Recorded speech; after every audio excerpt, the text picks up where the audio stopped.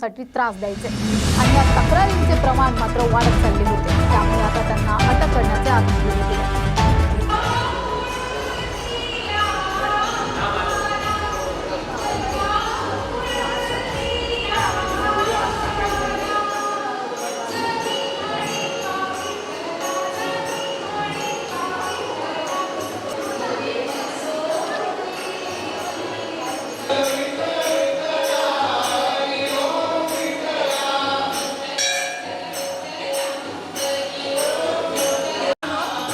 शुरू करतात।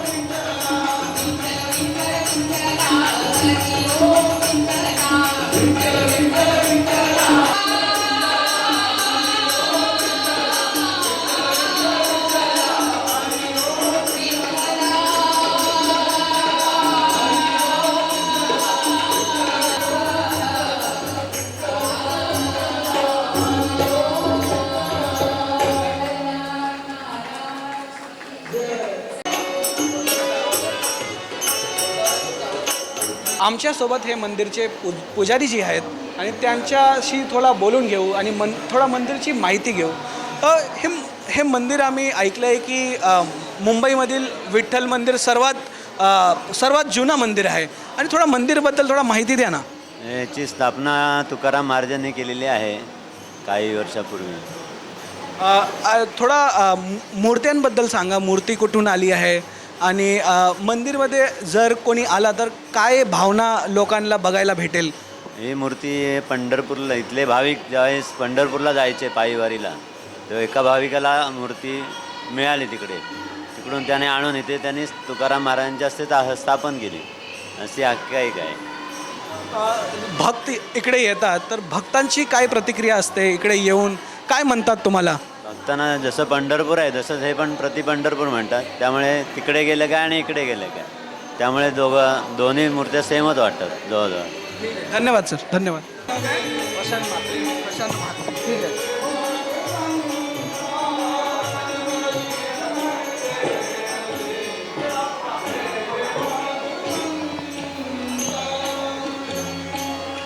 आमच्यासोबत हे मंदिरचे सचिव आहेत, त्यांच्याशी थोडा मंदिरबद्दल बोलून घेऊ। सर, हे जे वातावरण तुम्ही क्रिएट केलं आहे, भजन चालू आहे, भक्त बसले आहेत एकदम शांतपणे, हे मंदिरच्या बद्दल थोडी माहिती द्या ना। नाही, हे वातावरण क्रिएट करायला आमच्यापेक्षा भक्तांचा जास्त सहभाग आहे। भक्त इकडे येतात, भजन मंडळी आम्हाला सांगतात की आम्हाला भजन करायचे आहे तिथे, आणि अतिशय स्वतःच्या खर्चाने येतात लांबून इथे भजन करण्यासाठी। का तर फक्त एखाद्या दिवशी देवाच्या समोर भजन करायला मिळावं हे त्यांना त्याचं जास्त महत्त्व वाटतं। मग आम्ही त्यांना त्यांची व्यवस्था करतो, त्यांचे भजन अरेंज करतो, एक तासाचा प्रत्येकाला वेळ देतो, आणि भाविकांसाठी पण आम्ही रांगेची सोय वगैरे सगळं करतो, जे काय करता येईल। मग ट्रस्टतर्फे जे काही करता येईल ते सगळं आम्ही करतो।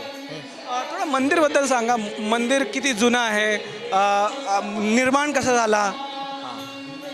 मुंबई ही 7 बेटाची होती पहिला, 7 आयलँड होते, तर 7 आयलँडमधल्या एका आयलँडवरचं म्हणजे वडाळा हे एका आयलँडवरचंच वडाळा गाव होतं। तर हे वडाळा गावचं मंदिर आहे आणि हे मंदिर 400 वर्षापेक्षा जुनं आहे। आणि या मंदिराची स्थापना तुकाराम महाराजांनी केली, म्हणजे पहिला जेव्हा मंदिर तयार झालं तेव्हा तुकाराम महाराजांनी याच्या मंदिराची स्थापना केली, त्यामुळे याला प्रति पंढरपूर म्हटलं जातं। आणि दुसरं असं आहे की गाव देऊळ होतं इकडचं, पूर्वी आगरी समाज आणि जे कोळी समाज होते त्यांच्या गावाचं हे मंदिर होतं। आणि इथे पूर्वीपासून मुंबईतली जे मिल कामगार आहेत ते सगळे आपल्या ज्यांना पंढरपूरला जायला नाही मिळत, तर ते हे प्रति पंढरपूर म्हणून इथे सगळेजण दर्शनासाठी येतात। थोडं हे जाणून घेऊ की तुमची काय भावना आहे आता मंदिरसोबत, कारण की तुम्ही मंदिरच्या सोबत काम केलं आहे, मंदिरमध्ये कॉन्ट्रीब्यूट केलं आहे, काम नाही कॉन्ट्रीब्यूट केलं आहे, तर तुमची आता काय भावना झाली आहे मंदिरच्या सोबत? एक इमोशन जोडून जातो ना। आम्ही मंदिरात एवढी वर्ष काम करतो आहे, तर आम्हाला असं वाटतं की मंदिराचं अजून सुशोभीकरण व्हावं अशी म्हणजे ट्रस्टची भावना आहे की जेणेकरून मंदिर भाविकांना जास्त नागरिक सुविधा मिळतील आणि ह्याच्यामुळे आम्हाला सरकारी मदत मिळाली तर हे जास्त चांगलं होईल की जेणेकरून आम्ही भाविकांची सोय करू शकतो।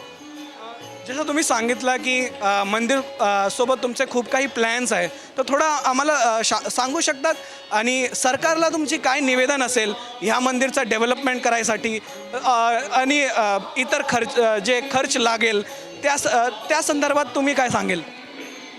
मंदिराची वास्तू आता जुनी झालेली आहे, जे सगळीकडे पडझड होते, पाणी गळते आणि मंदिरामध्ये विठ्ठल मंदिर असल्यामुळे इथे मोस्टली सगळं गरीब लोक आमच्याकडे देवळामध्ये येतात, जे देवाला नमस्कार करण्यासाठी येतात. ते दानपेटीमध्ये उत्पन्न फार कमी असतं, तर त्याच्यामधनं आम्हाला सगळं टॅक्स आणि सगळं भरायला लागतं देवळाचं. तर आम्हाला जो टॅक्स आहे महापालिकेचा, तो पण टॅक्स आम्हाला कमी करावा अशी आमची मागणी आहे. आणि सरकारने ह्या मंदिराकडे मुंबईतलं एक जुनं मंदिर म्हणून लक्ष द्यावं आणि हे एक पर्यटन स्थळ होऊ शकतं. ठीक आहे, धन्यवाद सर, धन्यवाद.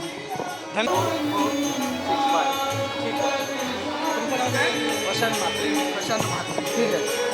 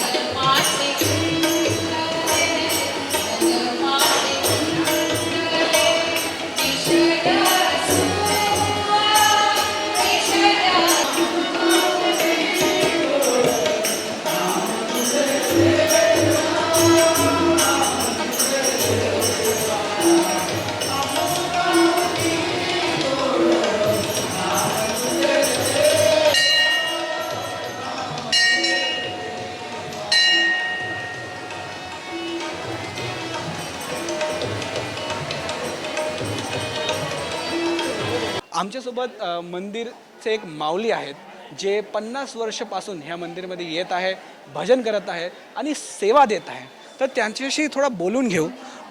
बाबा, आम्हाला हे सांगा की मंदिरमध्ये तुम्ही कधीपासून येत आहे? मी 70 सालापासून येतो आहे मंदिरात. 1970 सालापासून येतो आहे मंदिरामध्ये. प्रत्येक दिवशी प्रत्येक दिवशी ज्ञानेश्वरी पारायण असते, प्रत्येक एकादशीला कीर्तन असते, ह्याचा आपला परत संपूर्ण गीतापाठ असते आणि प्रत्येक रविवारी हरिपाठ असतो. असा आमचा नित्याचा कार्यक्रम या मंदिरामध्ये आहे. माझं नाव बळीराम शंकर जाधव. दुसरं आम्हाला हे सांगा की मंदिर जे आहे ते खूप जुनं आहे, पण तुमची ही मंदिरच्या सोबत भावना कशी जुडली, कशा तुम्ही मंदिरसोबत जुडले? आम्ही रोज म्हणजे मी पहिला 4-5 वर्ष इथे येऊन बसायचो आणि त्यांचं कीर्तन किंवा काय चाललेलं असताना मी नेहमी ऐकायचो. ऐकल्यानंतर माझे गुरु भाऊ माने आणि बडदाप आणि हे आमचे 3 इथले पहिले प्रमुख 55 सालापासून ती 3 प्रमुख त्याच्या येऊन असं बसतानंतर ही ओढ लागली भजनाची, कीर्तनाची, नामस्मरणात. आणि मी 74 म्हणजे 70च्या 75च्या नंतर ह्यात रेग्युलर हे झालं. नंतर मला माझ्या गुरुने जवळ घेतले आणि ज्ञानेश्वरी प्रवचन शिकवलं, कीर्तन शिकवलं आणि आत्तापासून ते 3 गुरु नाहीत आमचे, स्वर्गवासी झालेले आहेत. हा तो नित्यनेमाचा कार्यक्रम आहे, तो नेहमी चालतो इथे नेहमी. आता फक्त ह्याचवर 3 दिवस फक्त बंद असतो बस.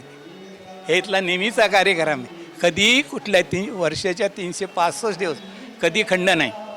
नेहमी म्हणजे रविवारचा हरिपाठ, शनिवारचा गीता एकादशीला गीतापाठ, नंतर 8 ते 7ला कीर्तन, अशाने रोजचा हरिनाम. परत 3 इथे उत्सव, गांधी उत्सव, आपले कृष्ण उत्सव 7 दिवस पारायण बसतो, सप्ताह असतो, बाहेरचे कीर्तन वगैरे असतात, रामनवमी बाकी सगळे उत्सव इथे ते आमच्या पतीने केले जातात ट्रस्टीच्या मार्गदर्शनाखाली. जर आमच्या व्ह्युअर्सला तुमचा भजन किंवा नृत्य बघावा असेल तर कधी भेटणार तुम्ही? मी आता माझा काय भरतो, मी आता 2 महिन्याने आज देवळात आलो. माझी तब्येत वगैरे माझी कंबर दुखते. आता शक्यतो देवळात माझी भेट कमी होईल. कधी जर तुम्हाला काय वाटलं तर माझा नंबर घेऊन ठेवा. ही आता माझं घर मी इथेच राहतो, टाटा सोडेच्या बाजूला राहतो. काय तुम्हाला विचारायचं असेल तर माझा नंबर आहे 93 24 87 10 11. ठीक आहे, धन्यवाद सर. आणि बाकीचे इथे आहेत त्यांना भेटलेत आणि माझं नाव जाधव म्हणून त्यांना सांगितलं तरी तुम्हाला पाहिजे ते देतील. ठीक आहे, ठीक आहे. थँक्यू. आमच्यासोबत हे मंदिरचे भक्त आहेत, त्यांच्याशी थोडा बोलून घेऊ. सर, कधीपासून तुम्ही ह्या मंदिरमध्ये येत आहे आणि मंदिरसोबत तुमची काय भावना आहे? म्हणजे आत्ता ज्यांनी इंटरव्ह्यू दिला ते माझे वडील अबफ बळीराम जाधव. तर त्यांच्यामुळेच आम्ही मंदिराशी जोडलं गेलो आणि आज जवळजवळ त्यांनी सांगितल्याप्रमाणे 1970 सालापासून ते इथे येतात. अगदी डेली त्यांचं कीर्तन असतं. आता 1-2 महिने झालेत की त्यांच्या तब्येतीच्या कारणामुळे येत नाहीत, पण आत्ता पण ते आम्हाला आवर्जून सांगितलं की नाही, उद्या आषाढी एकादशी आहे, तर उद्या तर मला दर्शन नाही घेता येणार, म्हणून मी आज त्यांना दर्शनासाठी घेऊन आलो. त्यांची जी एवढी निष्ठा आहे की म्हणजे आमच्या भावना आहे त्यांच्यातर्फेच आहेत. म्हणजे आमच्या अशा वेगळ्या काही भावना नाहीत, जे आहेत ते त्यांनी सगळं केलेलं आहे. बघा, आता आम्हालाही सोडून ते पुढे निघून गेलेले आहेत. त्यामुळे हे विठ्ठलाची जे काही जोडणं झालं आहे ते त्यांच्यामुळेच झालेलं आहे. एक मंदिरमध्ये जेव्हा आम्ही जातो तर एक भावना येते ना, की सेवाभाव येतो, की आपल्यासोबत कोणी आपल्यासोबत काहीतरी घाण केला तर एक होतं ना, फॉरगिवनेसची भावना असते. तर तुमची काय भावना येते इकडे येऊन? तुम्हाला काय वाटतं की तुमच्या जे जीवन आहे त्यामध्ये तुम्ही काय चेंज आणू शकतात? नाही, म्हणजे कसं आहे, आता बघा, कुठल्याही देवळात म्हटलं तर फॉरगिव्हनेस, क्षमा देव हा सगळाच करतो. पण विठ्ठल म्हटलात ना, तर विठ्ठल हा म्हटलात ना गरिबांचा एक पैशाचा देव म्हटला जातो. त्यामुळे इथे जी असते ना, ती वारकऱ्यांची जी भावना आहे, म्हणजे विठ्ठलाचे भक्तही वारकरी, जसे माझे वडील आहेत ते वगैरे, पण त्यांची भावना ही निस्वार्थ असते. म्हणजे त्यांचं काही देवाकडनं मागणं नसतं, फक्त देवा सुखी ठेव एवढंच त्यांचं मागणं असतं. तो फॉरगिव्हनेस हा पहिला म्हणजे जे तो त्यांच्यामुळे आमच्यात आला आहे, तो सगळ्यांसाठी देवाकडे तो आहेच. ते फक्त देवळात आल्यामुळेच होत नाही असं तर ते तुम्ही जर आत्मसात केलं तर तुमच्या बाकीच्या जीवनात देखील तुम्ही करू शकता त्याप्रमाणे. धन्यवाद सर.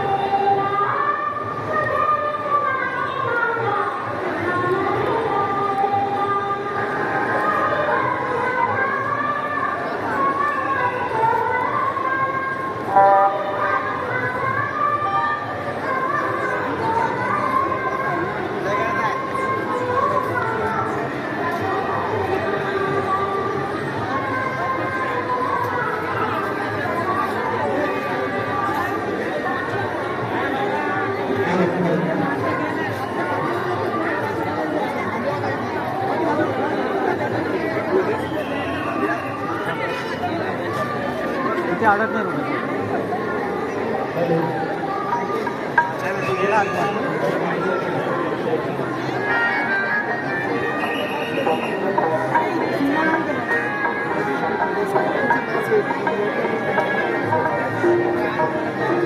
त्या गेटमधून